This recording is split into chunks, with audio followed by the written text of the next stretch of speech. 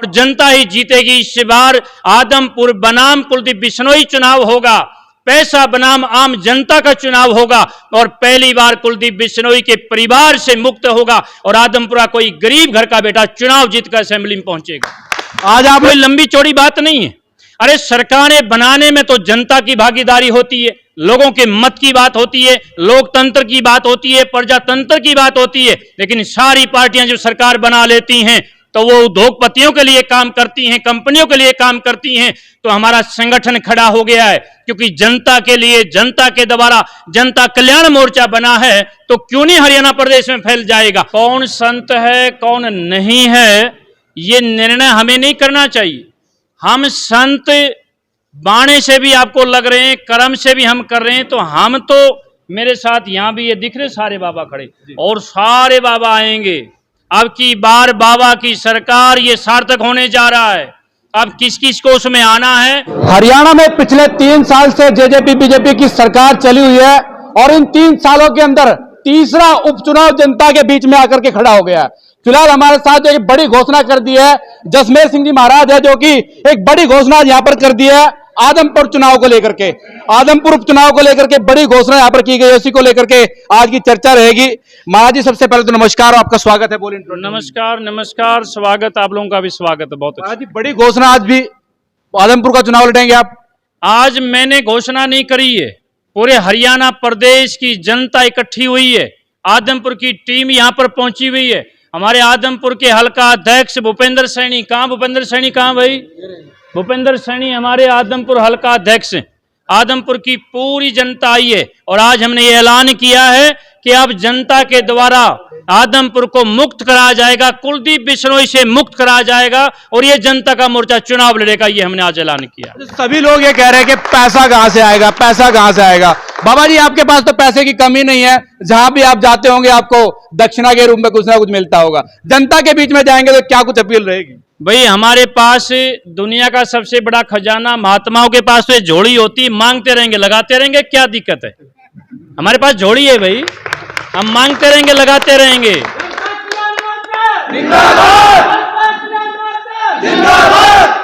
और मैं तो ये कह रहा हूं कि सारे मीडिया वाले बौड़े हो गए क्या, ये पैसे की बात क्यों करते हैं। ये कह रहे पैसा लगेगा पैसा लगेगा, सारे पार्टी वाले पैसे वाले हैं। वो पैसा किसको देना चाहते हैं मेरे को एक बार जरा बताएं। सारे लोग एक बार घोषणा करें सारी पार्टी वाले कि हमने किस किस को पैसा देना। जनता इनके पैसे की भूखी नहीं है, जनता तो प्यार की, प्रेम की, स्वागत की, स्वाभिमान की और विकास की भूखी है। और ये लोग केवल पैसे की बात करते हैं। ये पहली बार होगा बगैर पैसे चुनाव होगा। महाराज जी आप कह रहे हैं कि किसानों के बीच जाएंगे, किसान की जो 2022 तक आय दुगनी करने की बात हो रही थी उसको लेकर के आपने बात की, आपने कहा कि 15 लाख देंगे, यही वादा मोदी जी ने किया था। भाई मोदी जी की बात मैं नहीं करूंगा, वो बड़े नेता हैं, देश के प्रधानमंत्री हैं। हम हरियाणा प्रदेश की बात करेंगे, किसानों की बात करेंगे और जनता कल्याण मोर्चा की जब सरकार आएगी 2024 में, तो ये फिर से मैं ऐलान कर देता हूं कि कृषि किसान कार्ड जब बनता है 20 लाख रुपए का 1 एकड़ होता है और कितना मिलता है भाई बताओ आप लोग, 1 लाख से भी कम मिलता है और 20 लाख का एकड़ है। जनता की सरकार आएगी और 75% मिलेगा, 15 लाख रुपए मिलेगा, ये हमने वादा किया। एक बात बता दीजिए, आदमपुर उपचुनाव को लेकर के क्या कुछ रूपरेखाएं तैयार की गई है, क्या कुछ मुद्दे हैं जिनको लेकर के जनता के बीच आप जाएंगे? कोई लंबी चौड़ी रूपरेखा की जरूरत नहीं है। हम कोई शीशे के घरों में बैठ के प्लानिंग नहीं करते हैं, जनता को लूटने की प्लानिंग नहीं होती है। सारे जनता के लोग हैं, जनता में जाएंगे, गांव गांव जा रहे हैं, लोगों से मिल रहे हैं और लोगों के बीच में जाकर लोगों के दुख दर्द जो इन्होंने बनाए हैं उनको संभालने की हम लोग बात करेंगे, उसी को संभाल रहे हैं और लोग हमारे साथ खड़े हो रहे हैं और इसी के बल पर हम चुनाव जीत रहे हैं। बड़ी बात है क्योंकि 4 महीने पहले के मोर्चे का गठन हुआ और 4 महीने के अंदर पूरी 90 विधानसभाओं में आप घूमे, जनता से मिले और पूरा संगठन तैयार किया। ये एनर्जी, ये जोश, इसको लेकर के भी कुछ? इसको लेकर एक ही बात है, कोई लंबी चौड़ी बात नहीं है। अरे सरकारें बनाने में तो जनता की भागीदारी होती है, लोगों के मत की बात होती है, लोकतंत्र की बात होती है, प्रजातंत्र की बात होती है, लेकिन सारी पार्टियां जो सरकार बना लेती हैं तो वो उद्योगपतियों के लिए काम करती हैं, कंपनियों के लिए काम करती हैं। तो हमारा संगठन खड़ा हो गया है, क्योंकि जनता के लिए, जनता के द्वारा जनता कल्याण मोर्चा बना है, तो क्यों नहीं हरियाणा प्रदेश में फैल जाएगा। और आप हरियाणा की बात छोड़ दीजिएगा, राजस्थान में, पंजाब में, उत्तर प्रदेश में और दिल्ली तक भी हमारा मोर्चा बनकर तैयार हो गया है।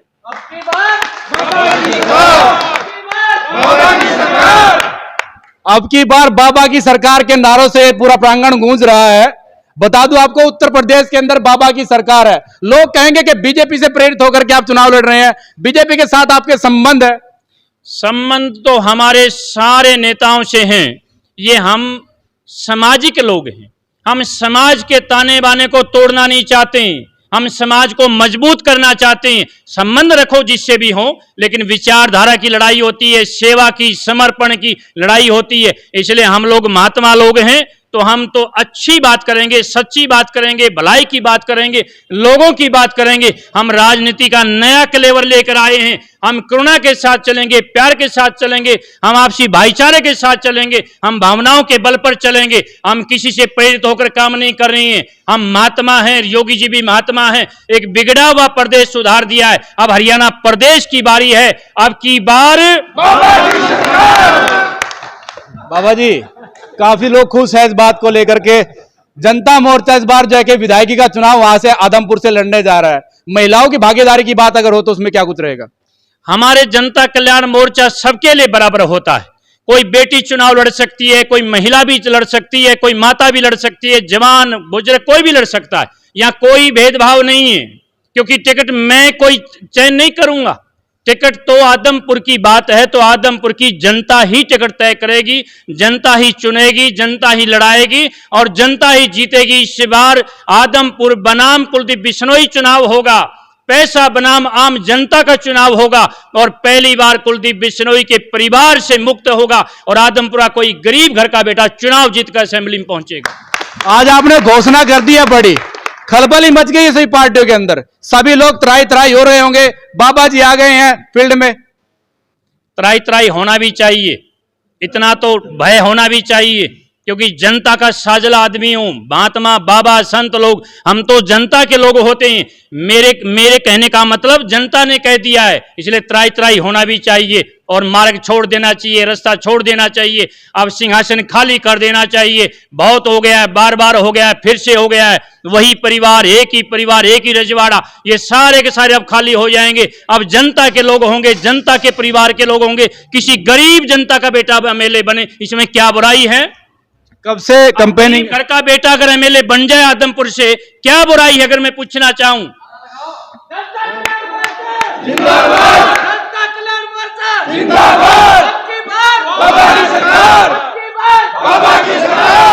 तमाम ये कार्यकर्ता है, तमाम ये पदाधिकारी हैं जो पूरे प्रदेश भर से आज इस मीटिंग का हिस्सा बने हैं और इस पक्ष के इस समय के जो कि साक्षी बने हैं कि भाई आज जो घोषणा है उसको लेकर के तमाम ये कार्यकर्ता यहां पर पहुंचे हुए हैं। आप बता दीजिए, क्या लगता है? बाबा जी कह रहे हैं सरकार बनाएंगे, बाबा जी कह रहे हैं विधायक बना देंगे। अब की बार बाबा की सरकार, जनता की सरकार, ईमानदार सरकार। और इसमें आप पानीपत का आपने देखा होगा कितनी जनता वहां इकट्ठी हो गई थी। आप किसी भी कोने में जाइए, किसी भी डिस्ट्रिक्ट में, गांव में, हर जगह बाबा बाबा की सरकार हो रही है और इसमें कोई डाउट नहीं होना चाहिए। 2024 में हमारे सीएम बाबा जी होंगे। ये आप लेके चलो। आप कह रहे हैं कि बाबा को सुनने के लिए लाखों लोग पहुंचे, ये तो नेचुरली बात है। भारत गुरुओं का देश है, गुरुओं को सुनने के लिए लोग पहुंचते हैं। बाबा में आस्था जागेगी नहीं जागेगी राजनीति को लेकर के?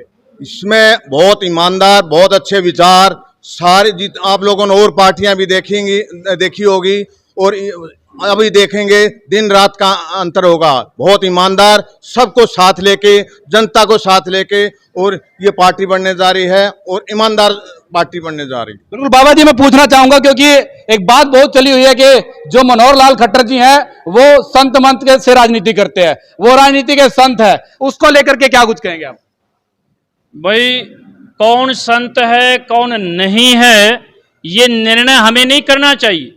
हम संत बाणे से भी आपको लग रहे हैं, कर्म से भी हम कर रहे हैं, तो हम तो मेरे साथ यहां भी ये दिख रहे सारे बाबा खड़े और सारे बाबा आएंगे। अब की बार बाबा की सरकार ये सार्थक होने जा रहा है। अब किस किस को उसमें आना है, इस संत मत में आना है, सत्संग में आना है, इस मोर्चे में आना है, इस अगुवाई में आना है, इस आंदोलन में आना है, इस संगठन में आना है, और हरियाणा प्रदेश की भलाई में जिसको आना है वो आ जाए।